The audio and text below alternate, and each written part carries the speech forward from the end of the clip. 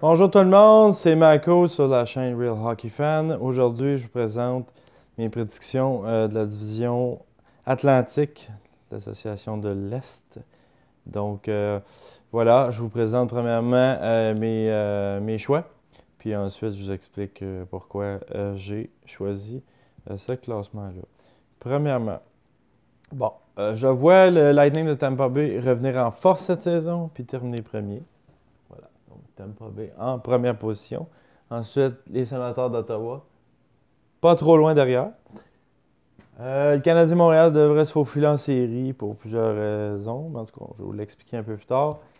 Et voilà, je vous en profite pour vous montrer mon beau jersey du Canadien. Ensuite, les Leafs. Je crois qu'ils vont faire les séries encore une fois, mais c'est ça. Pas trop, pas trop loin de la sortie, mais devraient les faire. Ensuite, les équipes qui ne font pas les séries. Les Bruins de Boston, qui vont être un peu en dehors, pas très loin. Les Panthers de la Floride, même chose. Ils vont batailler, selon moi, jusqu'à la fin, mais n'y seront pas. Les Sabres de Buffalo, qui sont encore très jeunes, n'affronteront pas les séries encore une fois cette saison. Et les Wings, qui sont très jeunes et sont également sur la pente descendante, un peu dans le même style que les autres équipes qui ont déjà eu du succès auparavant. Éventuellement, ces équipes-là vont finir par tomber dans le fond du baril. Et c'est ce qui arrive avec les Wings de Détroit.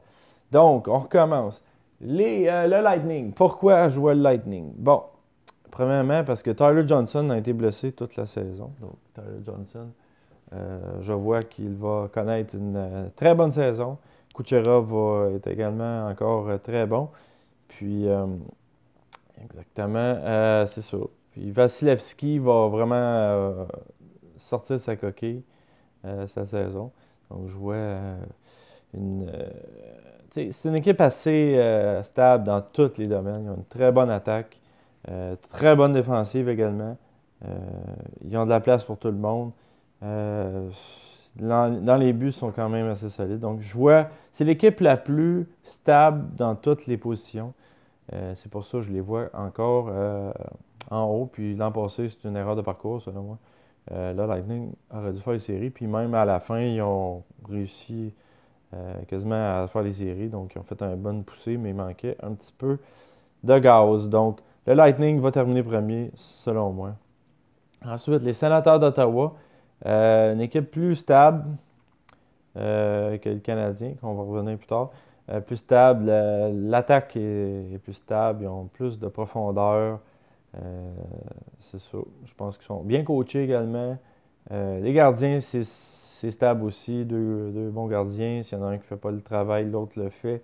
Ils ont une bonne relève en termes de gardien de but. Ensuite, on va aller du côté de la défensive qui a été un peu amochée. Grosse perte pour le sénateur Marc Method. Mais c'est un peu pourquoi je ne les vois pas progresser tant que ça. Un petit peu, ils vont finir deuxième au lieu de troisième. Mais pas grand-chose, n'auront pas assez de gaz. Donc, ils sont assez solides, mais pas encore assez pour terminer premier dans leur division. Donc, je les vois deuxième faire les séries. Les Canadiens, beaucoup, la défensive a fait mal en, en, en l'entre-saison. Donc, gros point d'interrogation en défensive pour le Canadien. En attaque, c'est pas vraiment mieux que c'était. Bonne attaque, mais pas tant que ça. Dire, à moins que Drouin nous fait mentir, puis il va connaître une saison du tonnerre. Puis que Dano répète les mêmes exploits de l'an dernier. Puis Plekanec finit par faire quelque chose. La ligne de centre du Canadien va être assez difficile. Les alliés, on a perdu Radulov. Donc, on va voir où est-ce que ça va nous amener là. Je ne peux pas croire que le Canadien va partir la saison sans avoir fait acheter un autre joueur, ajouter un autre joueur.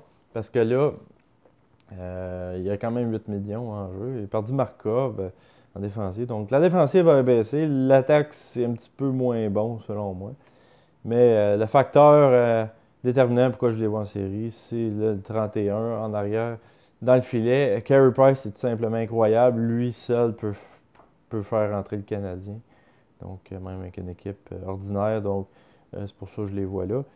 Sinon, si Carey Price, comment va le Canadien, comment va Carey Price? Donc, si Price connaît une bonne saison, le Canadien va faire les séries. Si Price est blessé ou a une mauvaise saison, une moyenne saison, ben, le Canadien ne fera pas les séries.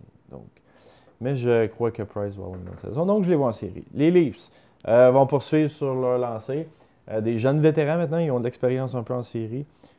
C'est des jeunes qui sont prêts à produire là. Encore d'autres jeunes. C'est une équipe qui est en progression vers les sommets. Donc, l'an prochain, par exemple, je vais voir cette équipe-là plus haut. Mais cette saison, je les vois faire les séries. Peut-être créer une surprise en série. Passer à la deuxième ronde pour eux. Peut-être même en troisième ronde. Mais en saison régulière, je les vois quand même assez stables pour l'instant. Puis c'est ça, en série, on verra bien qu'est-ce que ça donne. On va voir ça un peu plus tard au courant de la saison. Ensuite, on a les Bruins de Boston qui, je crois encore, vont rater les séries de très peu. Les jeunes défenseurs, Chara est vieillissant, mais peut faire encore le travail. Des bons jeunes défenseurs, l'attaque est correcte, il y a des bons vétérans. Tuukka, même chose que Price, peut facilement amener les Bruins loin. Mais il n'est pas aussi dominant que Price. C'est pour ça que je vois les Bruins un peu en dehors. Parce que les Leafs sont en progression. Le Canadien en Price. Ottawa est plus stable. Meilleure équipe. Donc, les Bruins ne feront pas série. Les Panthers vont progresser malgré leur 6e position que je vous présente ici. Ils vont progresser. Huberdeau va revenir. Il ne devrait pas être blessé encore une fois cette année. Ensuite, Barkov devrait avoir une meilleure saison. Les défenseurs, c'est correct. Gardien, c'est correct. Donc, mais malgré tout, il y a une meilleure équipe devant les autres équipes que ceux des Panthers. Donc, c'est pour ça que je vois les Panthers en 6e position, tout juste derrière les Bruins, mais ils devraient se battre pour les séries quand même assez ardemment. Ensuite, les Sabres de Buffalo, jeune équipe encore, il manque encore une petite affaire, mais cette équipe-là s'en vient très bien. Des bons jeunes en attaque, commence à être pas pire en attaque. Des vétérans, quand même un petit peu de vétérans. En défensif, c'est pas si pire. Il faut qu'ils règlent le code des Vander Kane. Bonne chose d'avoir signé Eichel pour très longtemps. C'est une très bonne chose. Les gardiens, c'est moyen, selon moi. À moins que Robin Lehner nous fait mentir et connaisse une saison extraordinaire. Je vois pas comment les Sabres peuvent être compétitifs au point de faire des séries. Donc, même eux, j'y vois encore une petite coche en arrière pour plusieurs saisons encore. C'est un peu les Oilers avec un peu moins de talent des dernières années. Et on termine avec les Red Wings qui sont jeunes également. Zetterberg va prendre sa retraite très prochainement. Howard Mrazek, je ne suis pas certain. C'est un bon duo. Un peu comme Luongo et Reimer, mais ça ne fera pas la différence. Donc, cette équipe-là a tellement de chemin à faire. Beaucoup de jeunes. Pas assez encore progressé. Donc, cette équipe-là commence à être dans les bas-fonds. Donc, on a pour 3 à 4 saisons, selon moi, du côté des Red Wings, à tirer de la patte un peu. Faire le plein de choix de repêchage, puis encore une fois, faire recommencer le processus et qu'ils redeviennent ce qu'ils étaient auparavant. Donc, voilà. C'est mon classement, mes prédictions pour la division Atlantique. Si vous avez aimé ça, je vous invite à mettre un petit like, mettre vos commentaires, vos opinions. D'ailleurs, si vous voulez que je fasse des vidéos, vous me donnez des sujets, des propositions, vous pouvez le faire en bas. Faire vos commentaires constructifs, comme je disais. Et si vous avez fait une recherche, vous êtes abouti sur mon vidéo, je vous invite à vous abonner si ce n'est pas déjà fait. Et partager si vous avez apprécié la vidéo. Donc, merci tout le monde d'avoir écouté. On se revoit dans une prochaine vidéo. J'espère que ça va être, vous allez être en grand nombre dans les prochaines vidéos. J'ai plusieurs projets à venir prochainement. Donc, on va commencer par les prédictions d'usage. Puis après ça, on va y aller avec des vidéos un petit peu plus spécialisées dans certains cas. Donc, merci à tout le monde. On se revoit dans la prochaine vidéo. À la prochaine. Salut.